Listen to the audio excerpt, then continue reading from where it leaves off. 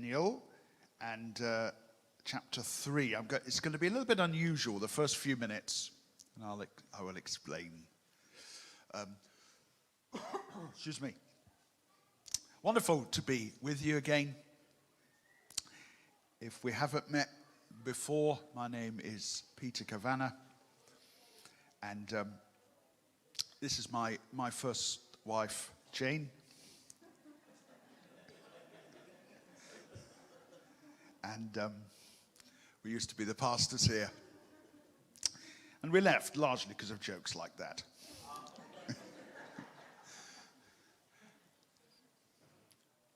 It's just my privilege to minister today, and greetings to all who are at home. Have you found Daniel chapter 3? Okay. Now, in a moment, we're going to hear a piece of music. So I don't want you to think, oh no, whose phone is that? It's deliberate, all right? So nobody look around going, who's left their phone on? It won't be that.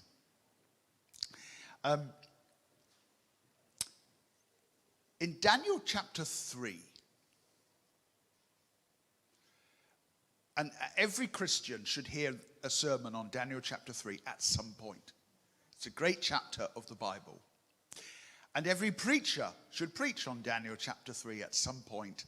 And for me, this is for me in this season the first time I've ever preached on this chapter, having heard other people preach on it endlessly all my life. Daniel chapter 3, let me just give you the tiny bit of the window of the background of what we're going to read, because it'll really help you to get the fullest out of this time of ministry, this time of teaching. Daniel chapter 3 is set in the country, the region of Babylon. And the main characters in the chapter are three Hebrew boys, namely Shadrach, Meshach, and Abednego, whatever it is. Yeah, that's it. Abednego. Yeah, Abednego. And just to say something about these three lads. These three lads are not in their own country. Israel is their home country.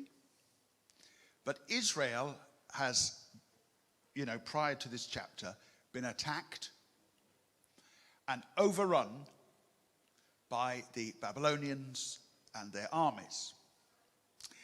This story is set in Babylon, where prisoners were taken from Israel to Babylon. So what we have in this story are three devout,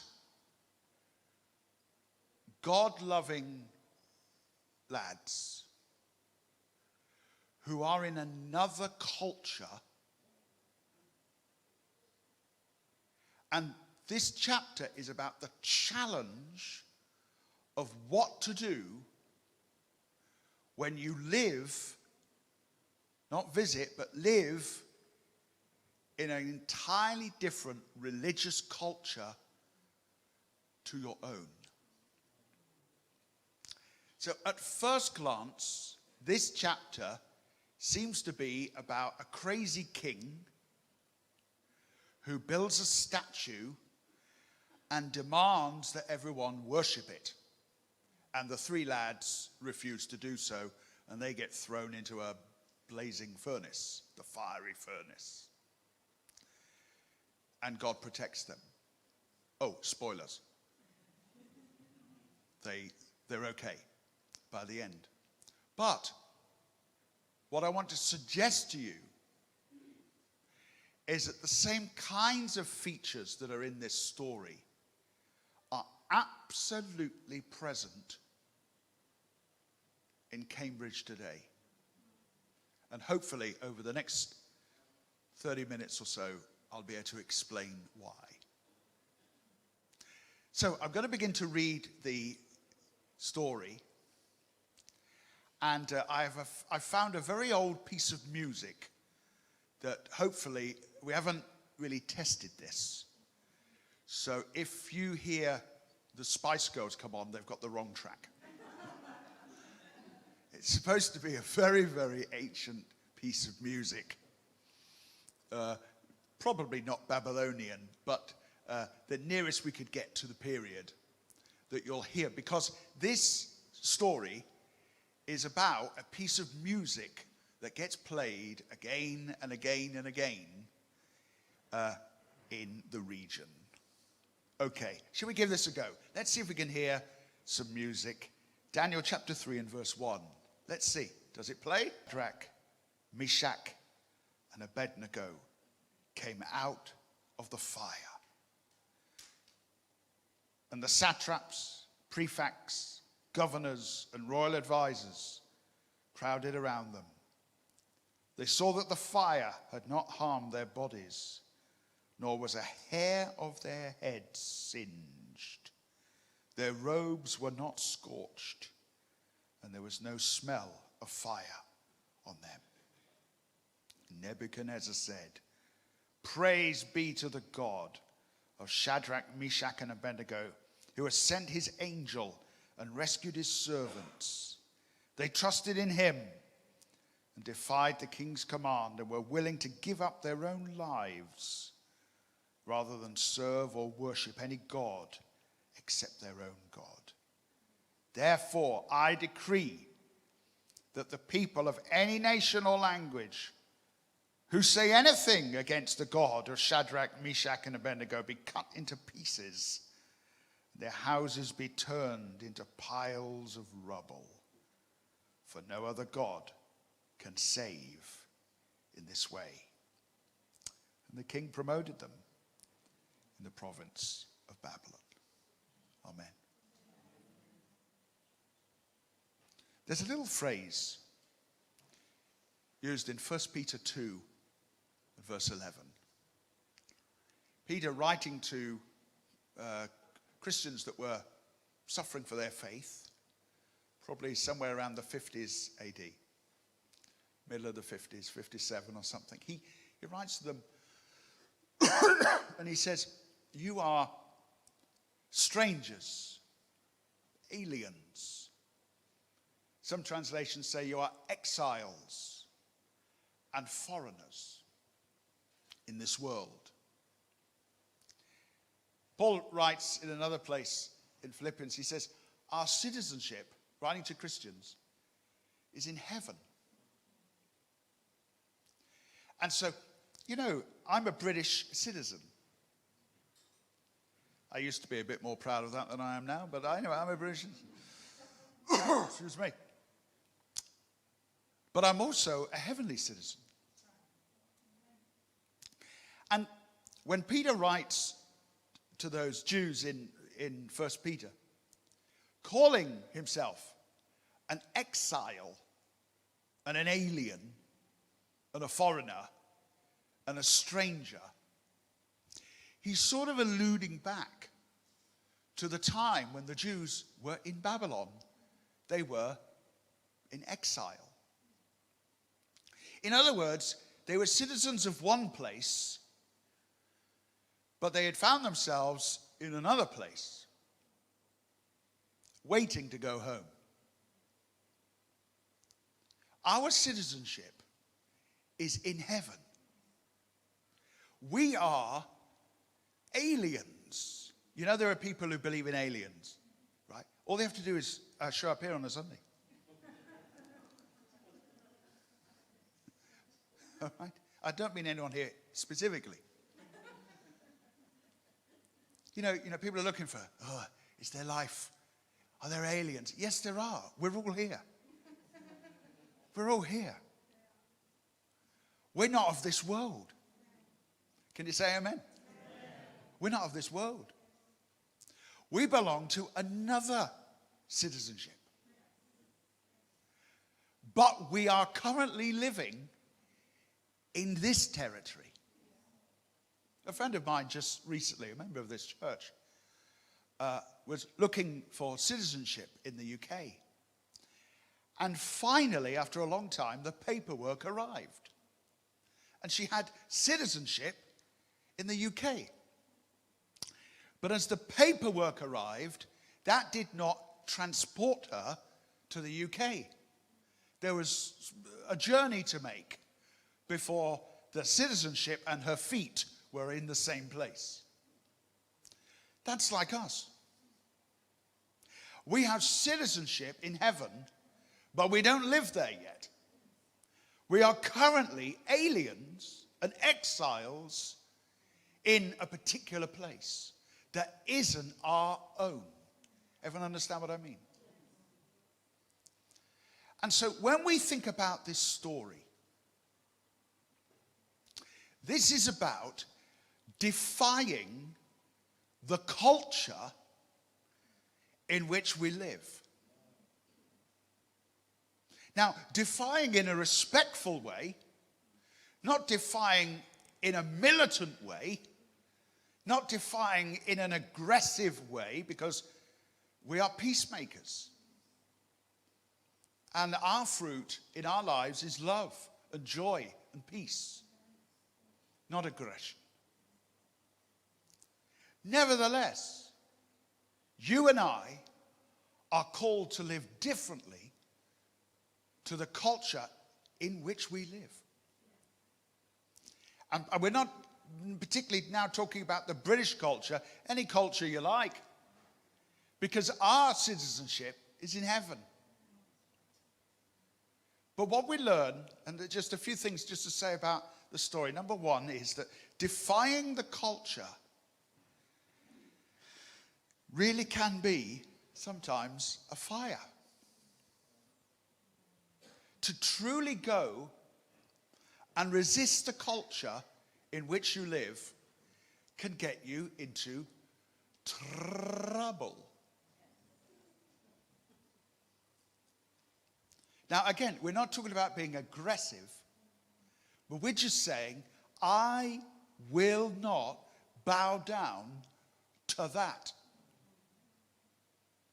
And one of the reasons why I thought it would be fun to play that bit of music, and the idea, I hope you picked up on it, was every time I mentioned the music, it got a bit louder.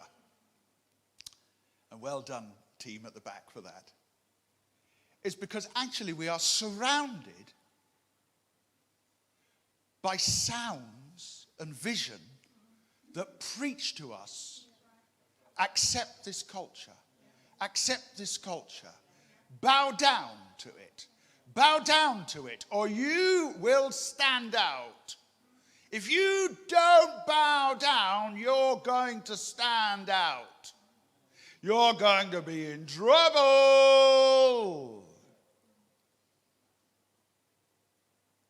And most of us carry around a culture box. Oh, it's called a smartphone. That pings us and nudges us and alerts us all the time.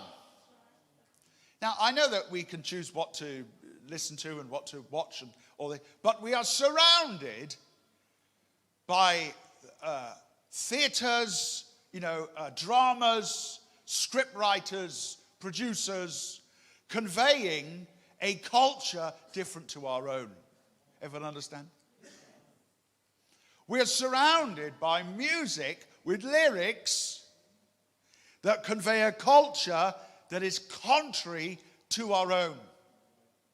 And as you go to work and meet with people, these are people who are absolutely intoxicated by the sound of the lyre, the harp, the zither. No idea what that is, by the way. Someone tell me later.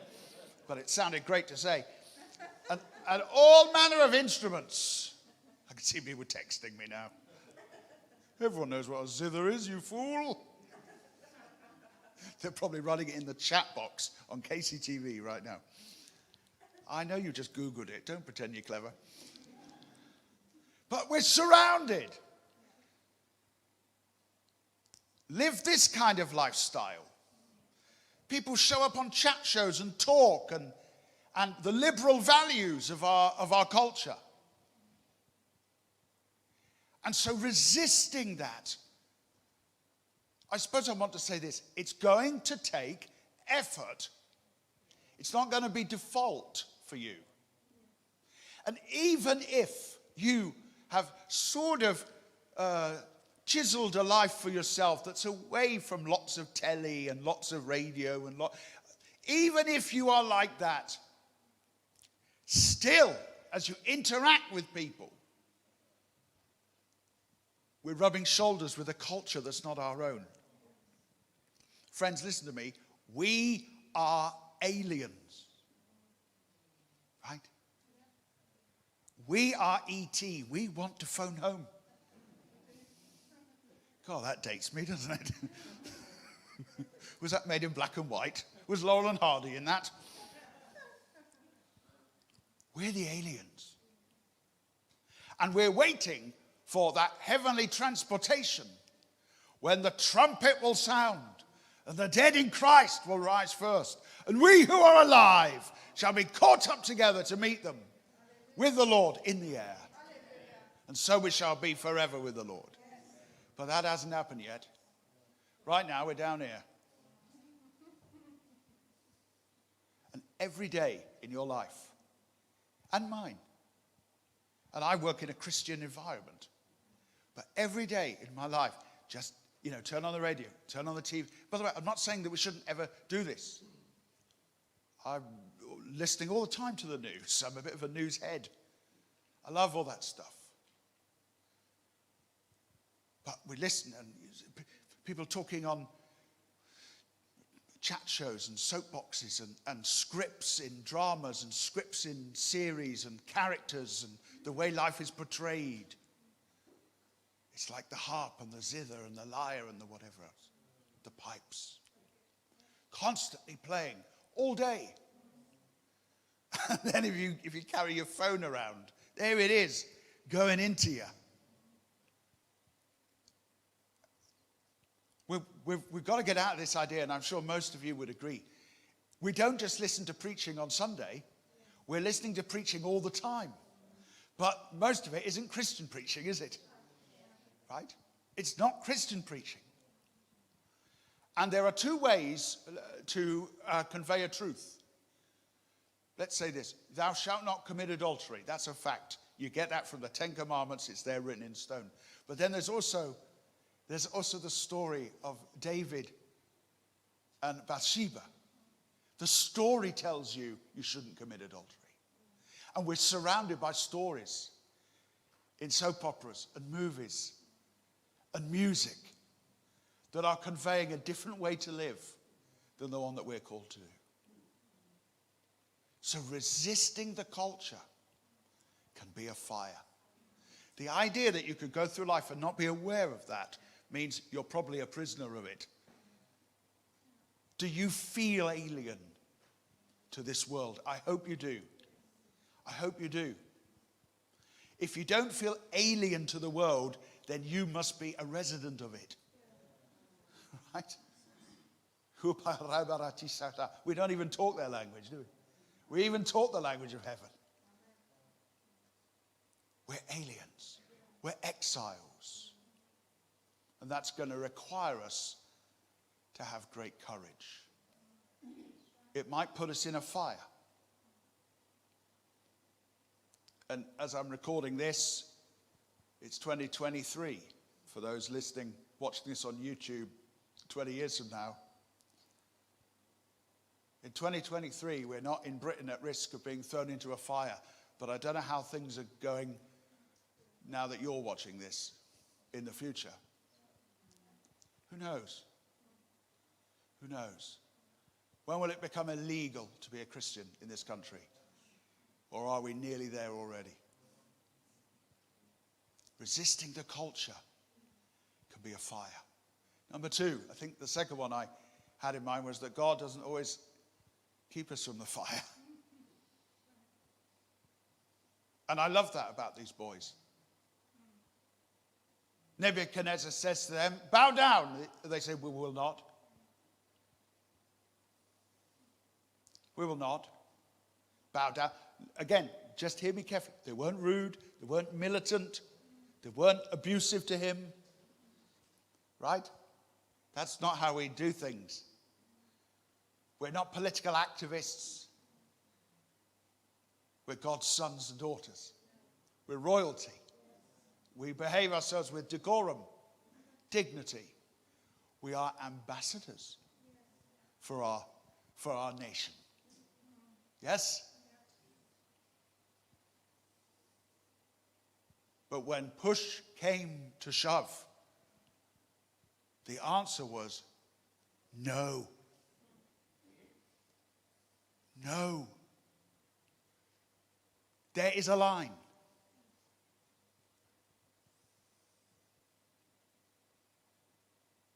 And they said to the king, this is our line.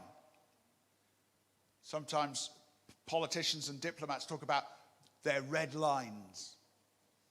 They won't go beyond them. And we are the people of God. We have red lines, don't we? We do. And when push came to shove, no.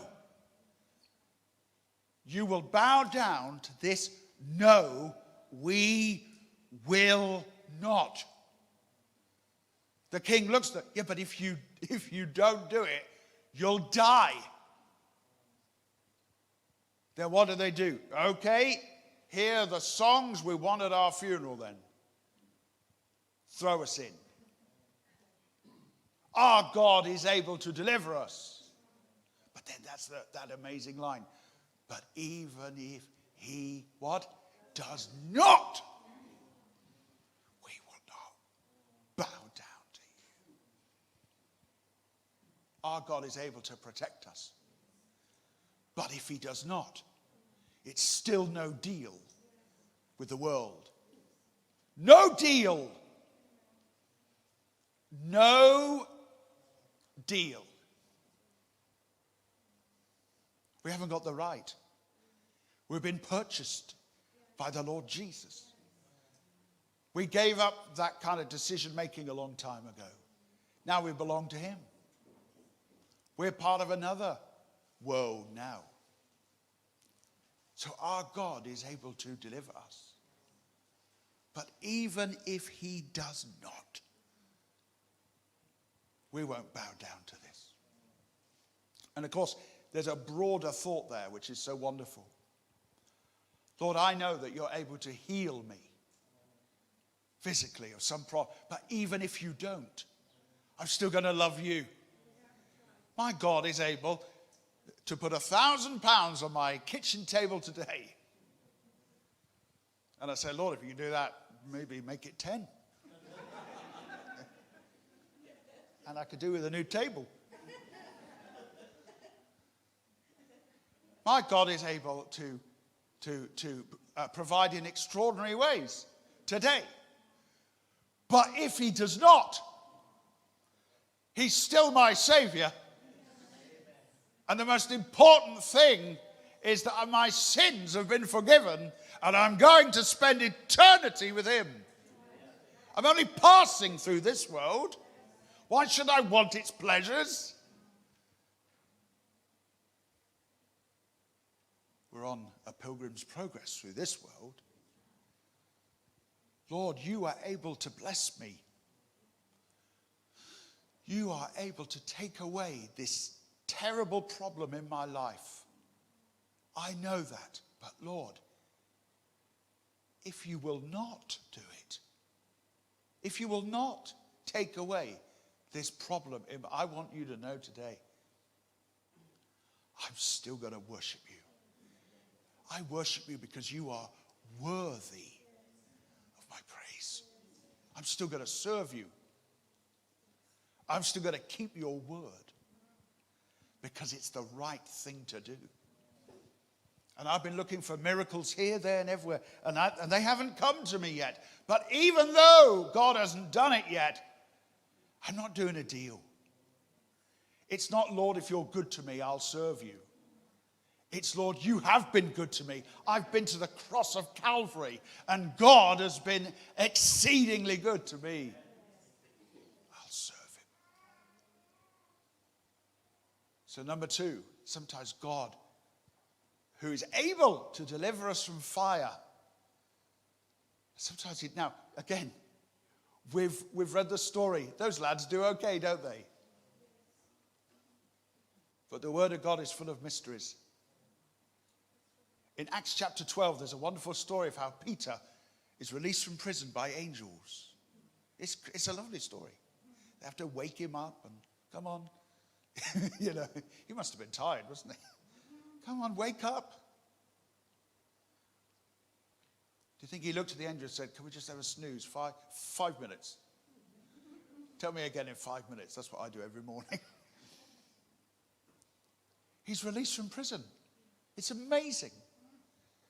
Acts chapter 12. But Acts chapter 12 began with James. You know Peter, James and John? James of Peter, James and John, he has his head cut off. If I was James in heaven, presumably my head is now back on, looking through the portals of heaven and going, excuse me, just a cotton picking moment here. There seemed to be a squad of angels rescuing him. What happened to my head? It's just a mystery. God be glorified in all. My life is for the glory of God, whether long or short. Similar to what Queen Elizabeth said, whether my life is long or short, it's for your service. Whether my life is healthy or sick, it's for your service. Whether I'm wealthy or in poverty, my life is for your service. Whether I see wonderful miracles, or whether when I'm thrown into the fire, I barely last a day.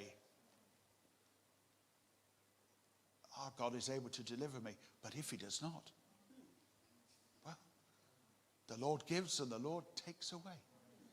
Blessed be the name of the Lord. Number 3, if memory serves, it's good to be in a team. Right? It's good to be in a team. Fellowship helps in the fire. There were 3 of them.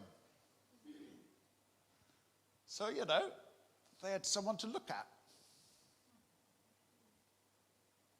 When we go through fires, especially fires that are created by a hostile culture, listen to me now, we are going to need to be together. If we're really going to do this properly, if we're really going to be exiles in this world, it's going to be a lot more than singing a bit of Christian karaoke on a Sunday, isn't it? And listening to a speaker and going home. If we really are going to resist coming persecutions and coming intolerances from our culture, we're going to have to do that together. And these 3 lads, they were from another culture. But when they got together, watch this, it creates its own culture. This time last week, Jenny and I were ministering in a fellowship in Manchester. And it was an Indian fellowship. I think southern India, Malayalam speaking. And we had a wonderful time. But, you know, every now and then, I'd think to myself, what country am I in now? Because all the songs were in another tongue, and the dress was all in another, you know, kind of dress. So they had created, just for the purposes of that, you know, meeting, their own national culture right there. And we enjoyed it thoroughly, including the food. Oh, yes. Proper stuff, that. And not 25 quid a head. Yippee! Hallelujah. No, it's wonderful. But you see, that's what church is supposed to be. It's supposed to be, we come together to celebrate and to communicate and to strengthen our Christian cultural identity. Now, that doesn't create a cult. I hope not. That doesn't create people who have got no idea about the culture they're engaged with. But fellowship is helpful in a fire. When you're going through difficulty, it's true for all of us. The most psychologically persuasive thing to do is to run a mile, but often in the wrong direction. The church is supposed to be a place that we're supposed to run to when we're in trouble, not run from when we're in trouble. Because it's supposed to be a place where we feel at home, right? Culturally at home. Because the culture of a church should be the culture of the kingdom of heaven that is yet to come and yet already is. Jesus said to those thinking the kingdom of God would come, the kingdom of God is among you or is within you. At one time he said the kingdom of God is at hand. Something that's at hand means you can reach it with your arm. It's at hand. Hallelujah. So I want to encourage us as we go forward and things become difficult. Look, it's amazing. These advances in technology, the fact that people are watching me somewhere else, not even in this room. But long term, church is not supposed to be a digital medium. It's supposed to be a physical, face-to-face fellowship. And I know there are various reasons why people can't attend. I get that. And people watch different services from all around the world, etc. So it's not that it's wrong. Let's preach the word of God to whoever will hear it. But if you are watching me today and you are not in a physical church, and you could be, you should be. Because it's about having fellowship. It's about having fellowship. Even as we break bread, we're supposed to do it as a community. It's not a singular thing. It's something we do together. So fellowship helps in the fire. It really does. And finally, the most obvious one, but let's say it. We meet God in the fire.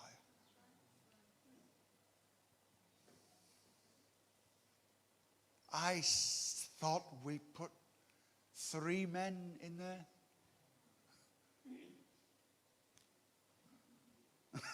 I thought there were 3 men in the fire. I see 4. I see 4 men in the fire. And the 4th one, he looks like the son of the gods. We learn later that most likely this was an angel. But people are not really sure who that 4th one was. Was it Jesus? Was it the Lord himself? Had God sent his angel? Whichever is the case, they met God in that fire. Listen to me. Fire isn't always a bad idea in our lives. Right? I talk about fire that we don't like. I'm not talking about Holy Ghost fire, Pentecostal fire, being on fire for Jesus. If you really want to meet Jesus, sometimes you have to be in the fire with Jesus, not just on fire for Jesus. They were thrown into a blazing fire. And in the fire, that is where God revealed himself. Now let me take that in 2 different directions as I begin to think about praying for you. Number 1, notice at the end of the story, the king says, wow, this is amazing. And then he says, right, and it's quite a political speech, actually. This isn't something you would expect from Liz Truss.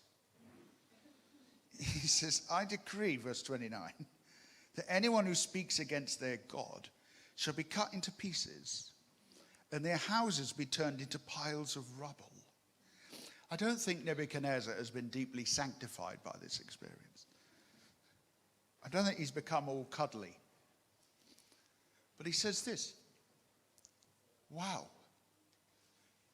Because these men have endured the fire.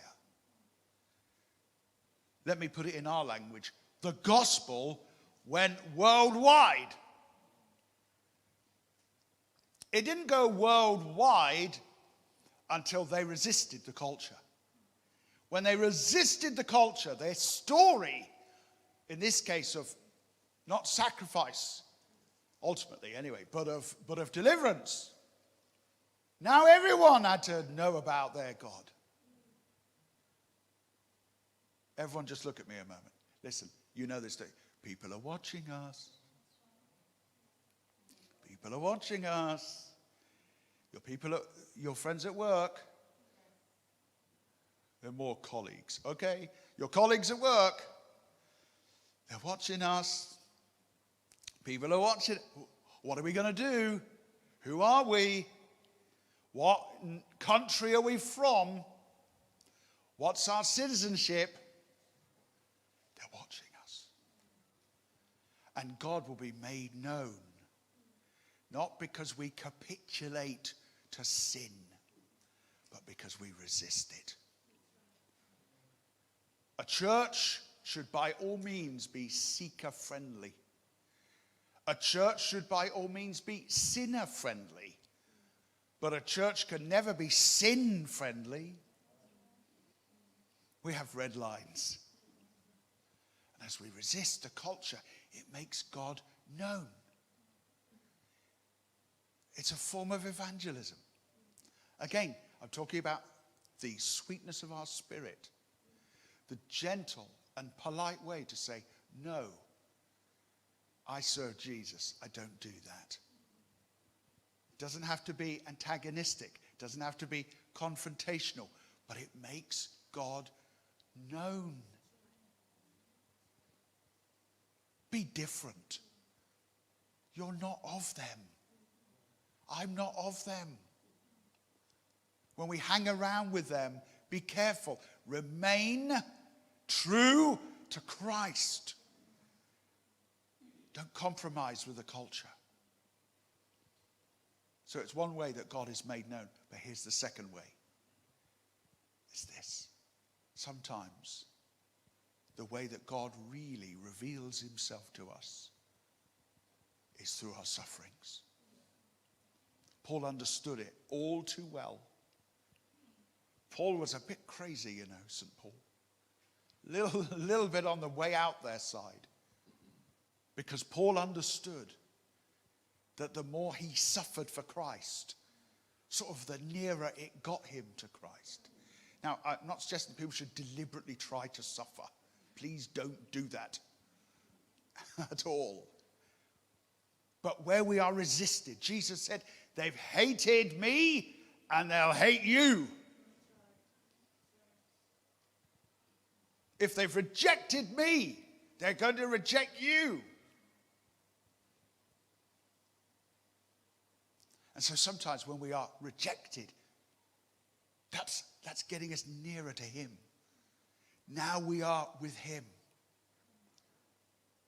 But more than that, in our general trials, in our general sufferings.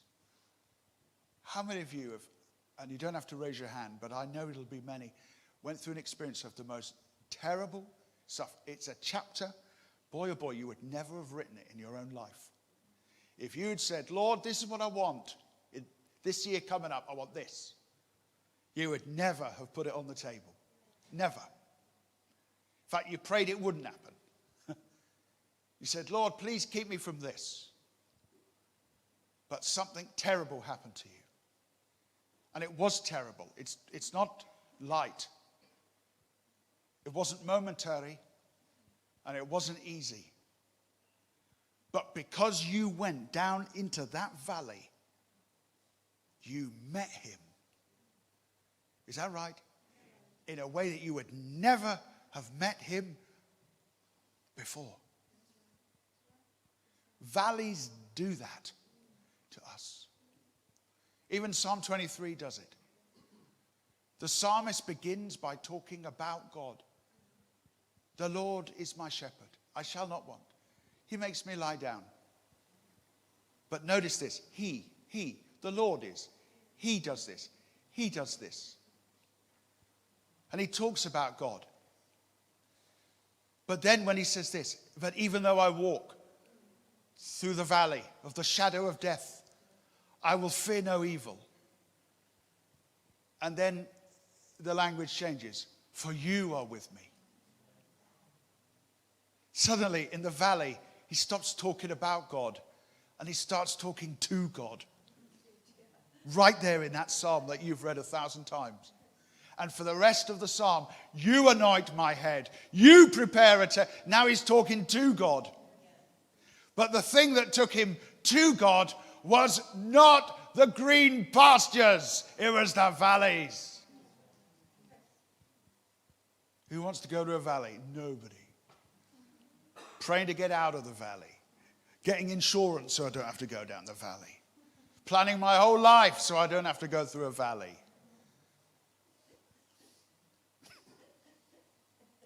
Plan forever. Spend all sorts of money to avoid a valley.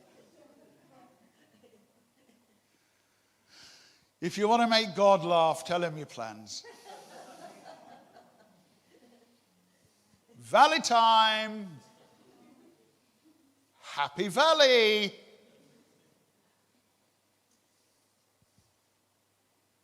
We meet God in our fires. Sometimes I've been sick as a dog. As sick as a dog that hasn't been to the vet.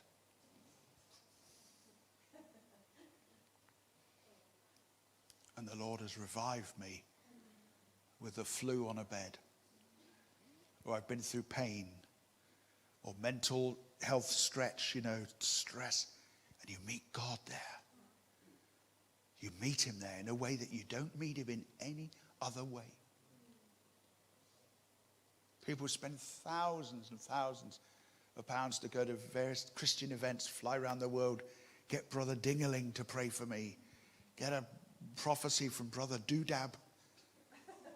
Stretch out your hand, send $30 and get a holy hanky sent to you. You want to know what? I just recommend blow your nose on it and send it back. Thank you. People do all sorts of things. But there's nothing like the way God works to show us himself. The end of the book of Job, Job says this, after that terrible year of suffering he has. He says, I'd heard of you with the hearing of my ears. But now my eyes have seen you. The Lord is my shepherd. Oh, I love him. Yeshua. But then in the fire, now I'm face to face with the Lord.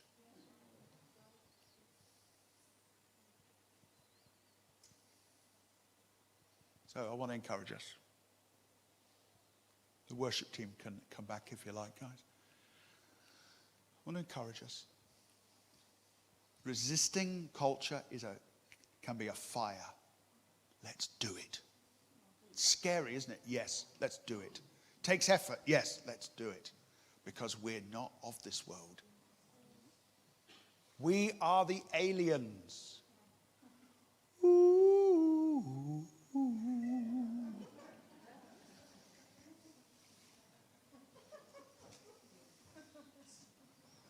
We are the aliens.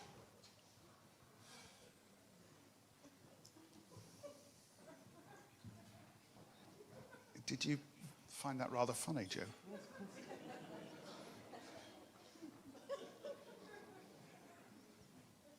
Does she do this often?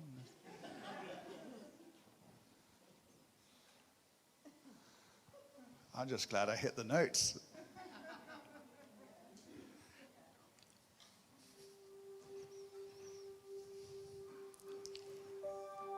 I want to read just a piece of the scripture to you as we finish. And then, band, it's over to you.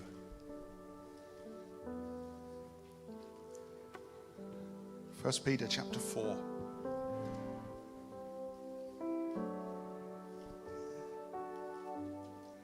I'm sure 1 Peter was in my Bible at some stage. Oh, there it is.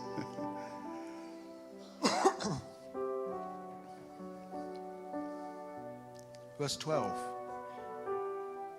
Dear friends, and remember this wonderful connection between the epistle of Peter, the first one, and being in exile and struggling in another world that's not your own.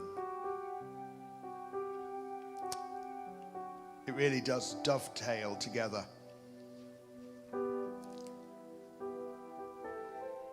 And 1 Peter 4 verse 12 could have been written to Shadrach, Meshach and Abednego. Look at it. Dear friends, don't be surprised. Don't be surprised at the painful trial you're suffering, as though something strange were happening to you. But rejoice that you participate in the sufferings of Christ, so that you may be overjoyed when his glory is revealed. Verse 14, if you are insulted because of the name of Christ, you're blessed. For the Spirit of glory and of God rests on you. If you suffer, it shouldn't be as a murderer, a thief, a criminal, or as a meddler. However, if you suffer as a Christian, don't be ashamed, but praise God that you bear that name. For it's time for judgment to begin with the family of God. And if it begins with us, what will the outcome be for those who do not obey the gospel of God? It's hard for the righteous to be saved. What will become of the ungodly and the sinner? So then, those who suffer according to God's will should commit themselves to their faithful Creator and continue to do good. Let's stand together. Thank you, Lord.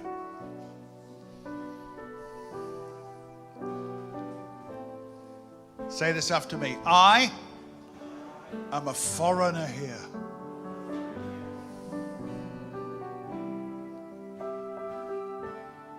Say this. This is not my home.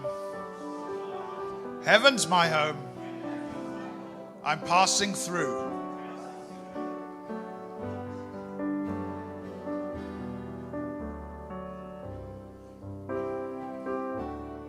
And say this. Lord, I will not bow down to an ungodly culture. I will resist, even if it causes me trouble. Even if you don't deliver me, I will not bow down. I will find friends to be with. I will find fellowship. But most of all, in the fire, I will find you. I will find you. Hallelujah. Let's lift our hands and pray in the Holy Ghost.